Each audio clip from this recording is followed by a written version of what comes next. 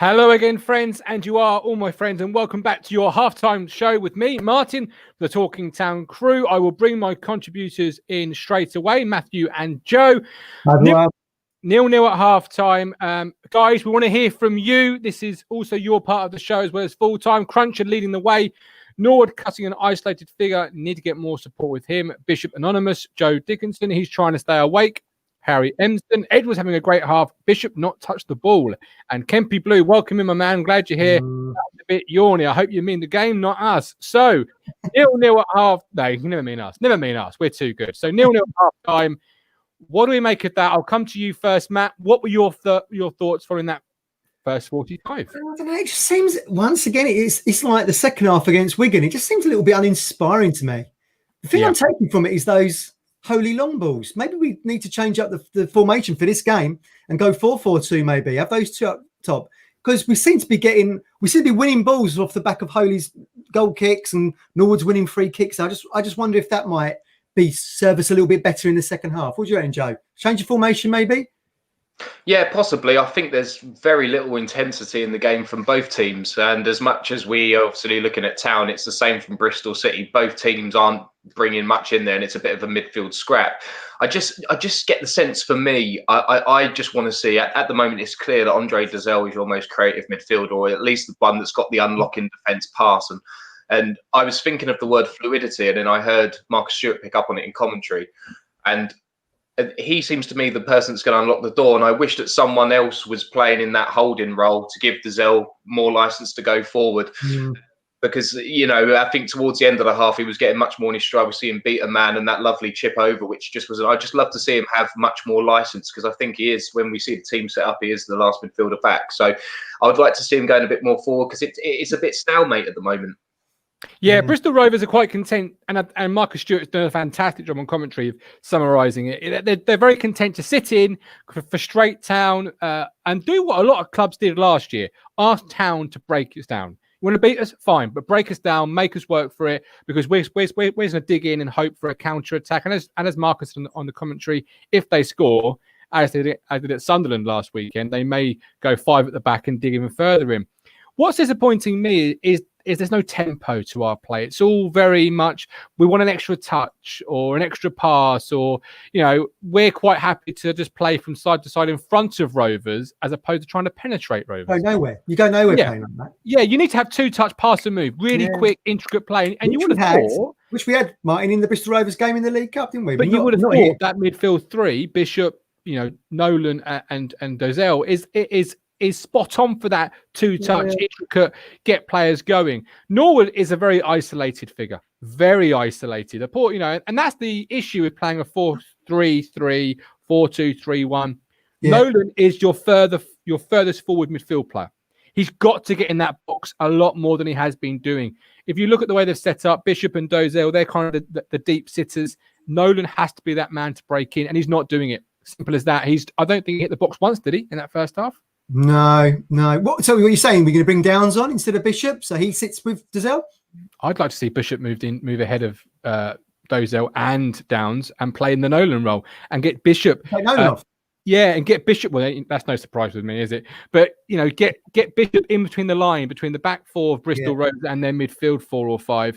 Get him playing in those lines, Joe, where he can get the ball, turn, and go at their back 4. Well, I agree. I think that's definitely an option. But just based on what I've seen so far this season, I know Town fan, just from the outside perspective, I'd love to see Dazelle doing it personally, and to maybe having Bishop, or maybe even still Downs sitting with Bishop on the right-hand side and Dazelle on the left-hand side, so they could influence their players. That would give you a really good balance in midfield as well. But the option of whether you do the 4-2-3-1 or whether it's 4-3-3 depends obviously how you're set up at the time. Obviously, it looks a little more 4-3-3 at the moment, with occasionally, as the half grew on, Nolan moving into that attacking midfield area. But for me, I think the man that's going to unlock it is Dazelle. I haven't seen enough of Bishop, but although I must admit I only saw the highlights of the Wigan game, where I heard his performance was really encouraging. So I've only seen highlights of that. So we had Fox in the Box with us, Joe, on Thursday night for our championship show. Matt, as JT kind of alludes here, when the ball does hit the box, where is that Fox in the box? Where is that man inside the 6-yard box? Norwood's playing a lovely, intricate, deep line striker role, if you like. but we're missing that very much. You know, your job is to be a fox in the box, aren't we? Which is one of the reasons why I was thinking maybe 4-4-2, because we've got this long ball coming forward. Maybe someone can knock on a ball somewhere. So that would give you that fox in the box. I actually think one of our best chances was the cross Norwood put in from the right, whips it in. No one was in the middle. It's where Norwood should have been. That's what I mean. Yeah, that's what I mean. You know, that Murphy getting across the face of the goal and having a chance. What I haven't been impressed is now we're seeing Norwood in a starting role. He does give you that much more presence than what Adrinan has been given. You know he's there. He's winning those free kicks on the edge of the box. See, he's a little bit unlucky with the chance, but at least we've got that presence there. And he's drawing out the fouls that you don't get from Drinan. That's Norwood's game. Like a Joe Garner, he's drawing those fouls out. So it's good to see that presence there. But yeah, the tempo isn't there. It's just not quite right, is it? It's not quite right. No, it really isn't. Terry English on Facebook. Thanks for your comments, guys. Keep them rolling in. I feel we're playing in first and second gear. We have so much more in the locker. I want to see us play with more tempo. Bishop not in the first half at all. And that's an overriding feature so far.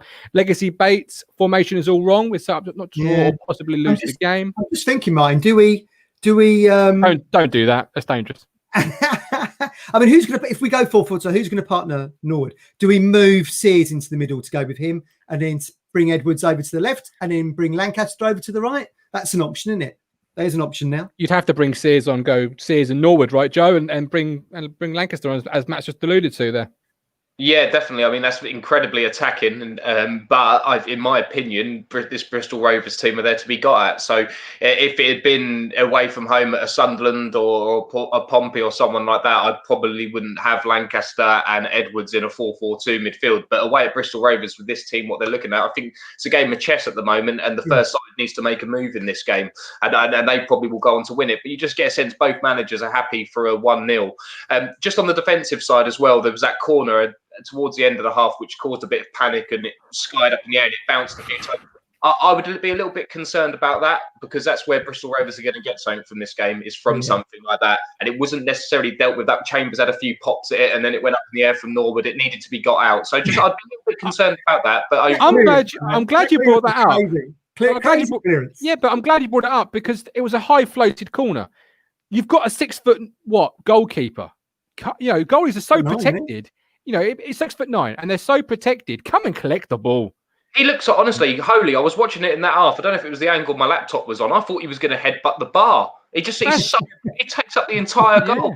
So when you've got a high lofted corner like that, you know, that's really enticing fruit for a keeper like Holy. You would have thought. You'd like to have thought so, because they're so protected as well, aren't they? The moment a player breathes on a goalkeeper, it's usually a free kick. Hawks wants 2 up top. Sears through the middle. I think that's Sears, not Seats, but we'll go with Sears. Christie, interesting to see how we react second half. Similar issues to last season. Andrew Laws, think Norwood misses Jackson. This is where Jackson for 20 minutes for me.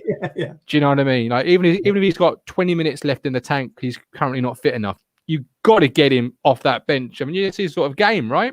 Yeah, well, you'd want the rapid pace, wouldn't you, to bring on that last 3 minutes? But it's not, the option ain't there for us, is it, with Jackson today? So it certainly isn't. Joe Dickerson, like the Friends theme song, stuck in second gear. Yeah, it's good. What about Upson in the Bristol Rovers midfield there? Academy past versus present, you know. Holy, the 6'7" keeper who can't come for a cross. Yep. That's for sure. So, second half, we want some final predictions ahead of our, obviously, full-time show. Guys that you are watching, we are back on the full-time whistle. The moment the full-time whistle goes, we'll go live, and we want to hear your comments in the chat sections. But, of course, we open the floor up, and you guys can come on the show. As Joe and Matt are right now, come on the show. Just ask for the link at full time and have your say on hopefully 3 points for Town. I'm still sticking for 3-0. Matt, Joe, revising the predictions or sticking with what you said? I'm revising my prediction. I hope we can sneak a 1-0, but it looks like a 0-0 at the moment to me.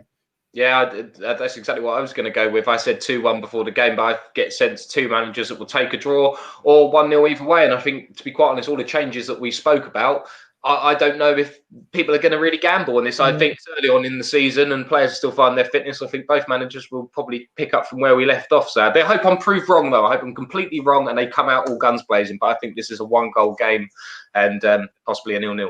I've got Nathan Hurst on Facebook saying 1-1 and Kempy Blue saying 2-1. So let's hope it's 3 points and we'll see you all at full time. We'll catch you all later, guys.